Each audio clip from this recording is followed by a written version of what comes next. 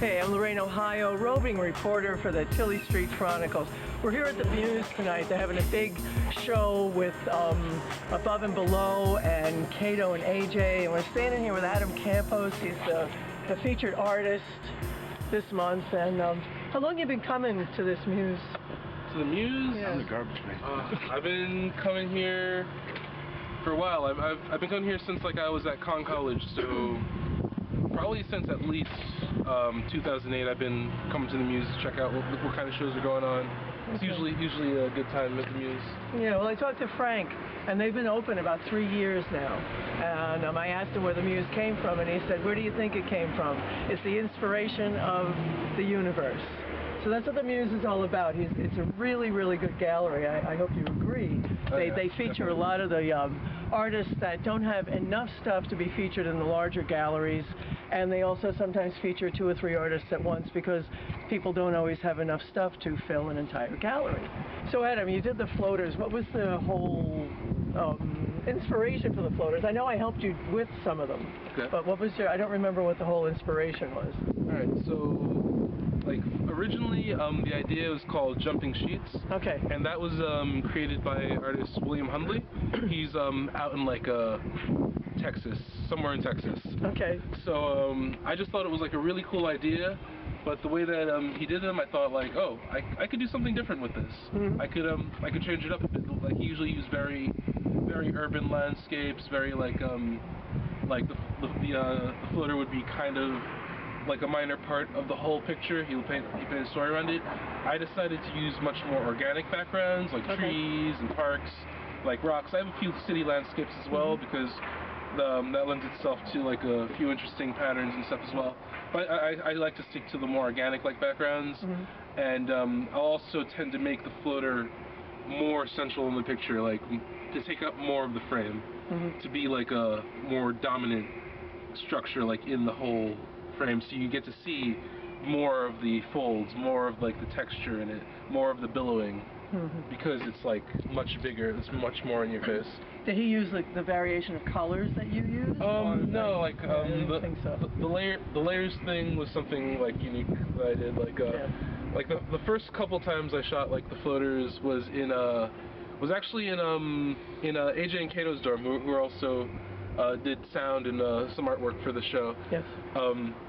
We were just experimenting in the hallway, and I know that you live with the other 2 artists that are working here tonight, AJ and Cato.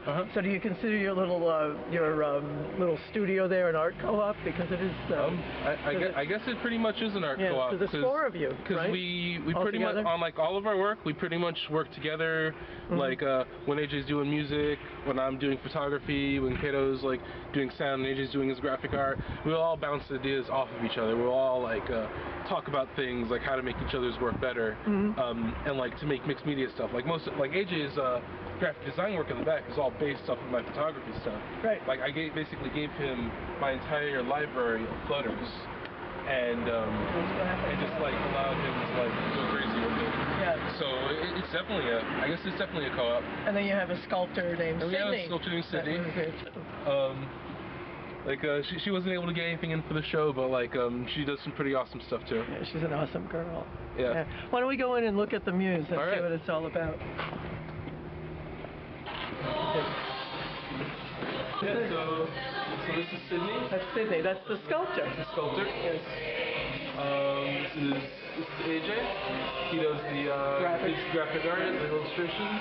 And who took this? I set up the camera, and Lorain took the picture. This whole city is a co-op in a lot of ways. The artists all just work with each other. Cato, she's a sound engineer. Down in your cellar. Yep, down in the cellar as well.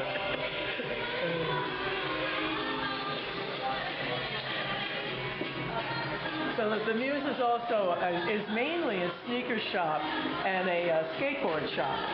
That's how it makes most of its income. But when you sell your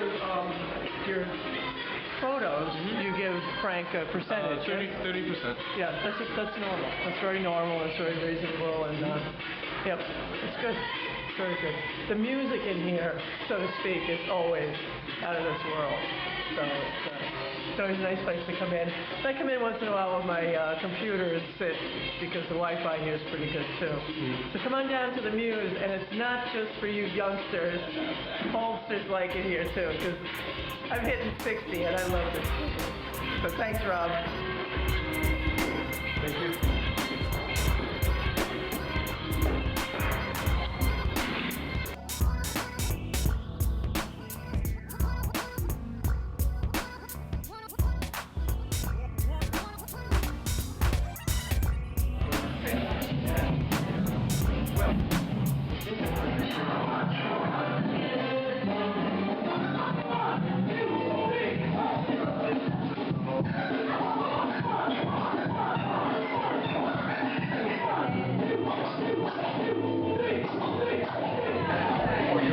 Lorain, Ohio, back again, and I'm here with Frank Marchini, the owner and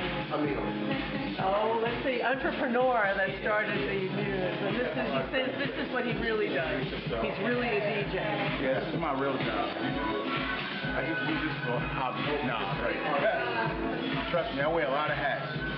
Own the place, run the place, clean the place, take the garbage out, do parties, DJs. Push art. Yeah, push a lot of art. When did you open the Muse? June 1, 2007. And I heard that was quite the party. Oh man, it was crazy. I got my keys May 1st. Took me a week to put together the crew, and we were open 3 weeks later. Everything you see around here is hand built. That's great. Well, it's a great shop. When did you put I know at first it was just sneakers. When did you decide to put the skateboards and stuff? Last year. Yeah. 2009. Got to change with the times. Okay. People don't want $200 sneakers anymore. But they'll buy a $30 skateboard. There you go. Well, the sneakers are great. You got a good thing here, and I want to thank you for having all the artists in here. That Lorain, Ohio here with the Tilley Street Chronicles and their roving reporter, and I'm here with AJ and Cato. AJ and Cato are performing tonight at the Muse with their band B&F. B&F. They tell me that every time they do another album, the B and the F are something different. Yep. So, okay, what is the present album title? Present album is Bombing Buildings and Finding Freedom. And the one prior? The one before that was Brad and Fred. And before that was Babies and Funk. Babies and Funk. Yep. Yes.